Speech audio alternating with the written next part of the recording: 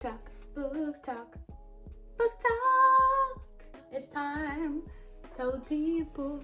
Book talk, book talk, book talk, book talk. Yay! If you see Sun in the video, ignore her. She likes this top shelf. Let her be a cat. People, it is time for book talk. This is my March book list. I read a lot. Really sad books, so I'm gonna try to be happy for everyone here. Oh wait, yay! Okay, so this first book of March I read.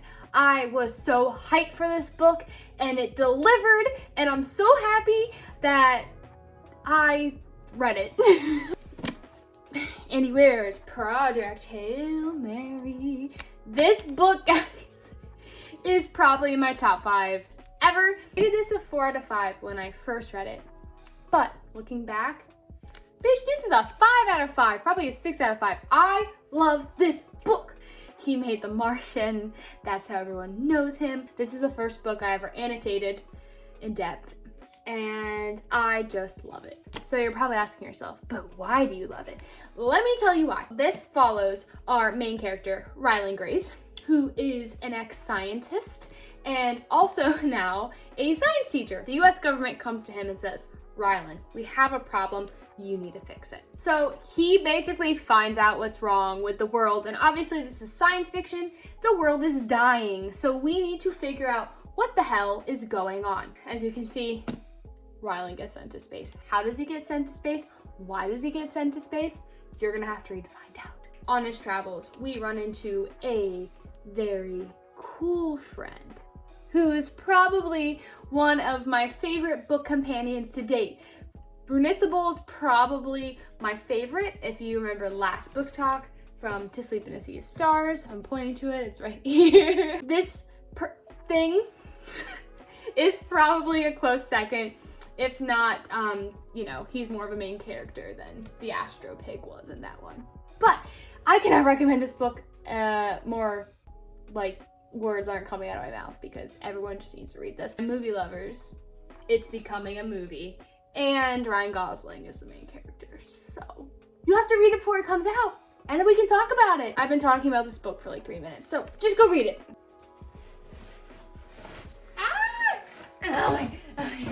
Oh no. Okay, these next books were a long time coming. 12-year-old Peyton is saying, you go girl, you finally read that book. I bought City of Bones when I was 12 years old because I loved books. I loved the Divergent series. I read this and I think I was a little too young for it. Reading it now in my 20s, it's a little young, so I missed the cutoff somewhere in there. I knew if I would just get into the book and start it, I could kickstart the series. And let me tell you, it's been a long journey. This series follows our main character, Clary. We find out that her mom was a shadow hunter, which in Fae talk basically means a person with really cool abilities to hunt demons, and in this series we have werewolves and vampires and warlocks. Probably everyone's favorite character is Magnus Bane, and I wouldn't disagree with you, he's one of the coolest. Not the only one who found Clary really freaking annoying. With 1 comes 2, City of Ashes. As you can see, I'm so upset because they have like corresponding spines, as you'll see with the 3rd even, and I bought this when I was 12, so the cool books were out. With 1 comes 2. I rated these both 3 out of 5s. These books are just world building and getting to know our main characters, and it sets the scene for the rest of the series. And let me tell you, it's been quite a journey. So this one, 3 out of 5, it really just connects book 1 to book 3, City of Glass. This book has definitely been my favorite thus far. I rated this a 4 out of 5. It's a bit thicker than 1 and 2, but the storyline in this I just feel is more solid. The writing, much better, and it made me excited to read more in this series. which I started doing already. So stay tuned for April Book Talk because you'll probably hear more about Clary and her adventures.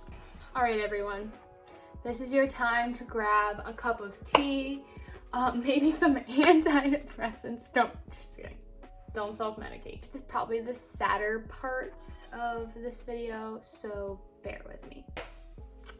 Osamu Dazai's no longer human.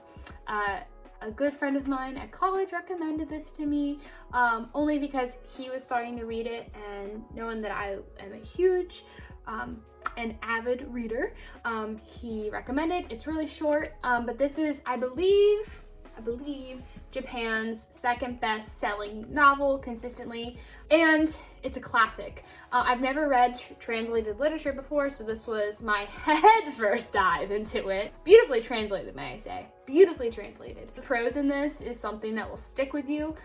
Basically, this is a book about being a human being with huge elements of shame and the human condition. So, I was surprised this is so big on TikTok. Basically, what I can say is huge trigger warnings. Please watch out for yourself. Check these trigger warnings. Embrace yourself for this journey that deals a lot with social class and what it means to be on both sides of that spectrum. And then also dealing with, obviously, some mental health issues because they are very prevalent in this book. I don't want to go too much into it, but I gave this, I believe, a 3 out of 5. It's beautiful. I just don't feel like it's for everyone. I see my cat. Look at her. A Clockwork Orange. This book is violence in a nutshell. I mean, this is sci-fi. This is a sci-fi classic, and being a sci-fi reader and enthusiast, if I did not read A Clockwork Orange, I feel like I'd be a poser. That being said, this is not a popular or common book at this time. I just wanted to touch on it really quick, not that any of this will be important. Anthony Burgess wrote this book in the 60s, and this takes us into the future, where we are very separated, once again, by different classes. So we have high class and low class. No in between. We follow our main narrator, Alex. It's told entirely from his perspective. Goes through all of the horrific crimes he commits, which eventually ends him in prison, where they conduct experiments on him to stop individuals from creating so much violence that society is sustaining at this point in history, or shall I say in the future, from Anthony Burgess's perspective. I found out some really interesting stuff from this book from actually a publishing point of view. When he went to go publish this, the American publisher, which he went through, got rid of his 21st chapter. So there's actually 21 chapters in this book, but when they published it then, there's only 20 in America, and everywhere else in the world there's 21. I like going into this book, reading only 20, seeing my perspective, and then reading the 21st chapter, because it changes your perspective on the main character so much. The publisher said that Americans are tough and can handle the ending with just 20 chapters, but I beg to differ, and I think he was wrong. I think it just gives real insight onto where Anthony Burgess's head was at, and I like to see different sci-fi novelists' perspective on the future. George Orwell's 1984. If you haven't heard about this book, you've been sleeping underneath a rock. If you haven't read it in high school, now's your time to read it. This book, it's probably one of my favorite sci-fi novels. I had so much fun reading 1984. And I'm saying with a smile on my face because this book just like enlightens your mind in so many different ways. George Orwell, he writes about communism and gives little innuendos towards communism.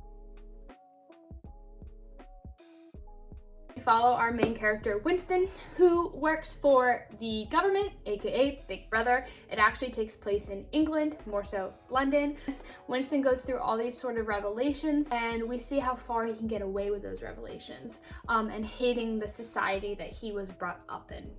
If you do not like reading, this is about 300+ plus page book. I definitely recommend the audiobook I listened to while also reading this. I like to listen to books all the time.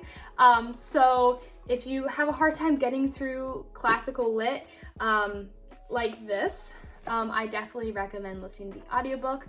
There's a certain audiobook I recommend as well, and I will link that down below. Audiobooks are an amazing tool in the world that we live in today. Thank you for making it to the end of this video. I love having this community, and I love having my book peeps along with me as well. Please leave your book recommendations down below. I will seriously take them into consideration as I've been flying through my bookshelf. Literally half of this bookshelf has already been read. And I will see you in the next video or at the end of April to review those books.